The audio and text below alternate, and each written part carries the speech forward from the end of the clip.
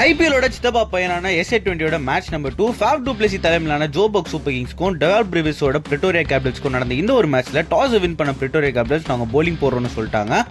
முதல்ல பேட்டிங் வந்து Joburg Super கிங்ஸ்க்கு ஃபேப் டு பிளேசியும் ஏபி டிவிலியர்ஸோட தம்பி பையனான மேத்யூ டிவிலியர்ஸும் ஓப்பனிங்காக வந்திருந்தாங்க. அந்த பக்கம் நியூ பால் போட டிமால் மில்ஸும் கோடி யூசஃபும் வர பண்ணிட்டு இருந்தாங்க. முதல் 3 ஓவர்ல 2 ஓப்பனிங்ஸை தடவை விட்ட பிறகு முதல் விக்கெட்டா மேத்யூ டிவிலியர்ஸ் போக அதுக்கடுத்து நானும் கூட வரேன்னு ஃபேப் டு பிளேசியும் வந்துட்டாரு. அதுக்கப்புறமா வந்த ரைலி ரூஸும் வியான் முண்டரும் கொஞ்சம் இன்னிங்ஸை ஸ்டேபிள் பண்ணி ஆளுக்கு 40+ ரன்ஸ் அடிச்சு அவுட் ஆயிட்டாங்க.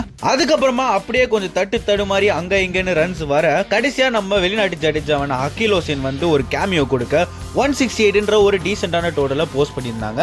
169 இந்த ஒரு டார்கெட்டை சேஸ் பண்ண வந்த பிரிட்டோரியா கேபிட்டல்ஸோட 2 ஓப்பனர்ஸும் முதல் 6 ஓவர்ல செம்மையா ஆடி 48 for no lossனு ஒரு கம்ஃபர்டபுளான பொசிஷன்ல இருந்தாங்க.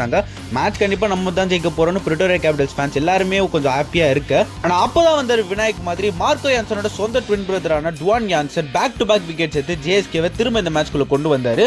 டேஞ்சரஸ் ஜவால் பிரிவிஸ் எந்த ஒரு டேமேஜும் பண்ண விடாம ஏர்லியா விக்கெட் எடுத்து ஜேஎஸ்கே பவுலர்ஸோட எஃபர்ட்ஸால மட்டுமே இந்த ஒரு மேட்சை 22 ரன்கள் வித்தியாசத்துல ஜோபக் சூப்பர் கிங்ஸ் வின் பண்ணிருக்காங்க.